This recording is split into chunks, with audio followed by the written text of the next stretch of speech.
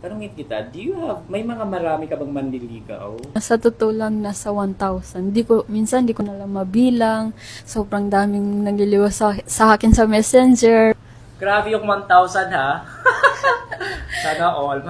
Pag-usapan natin yung ikaw before ka mag-hijab.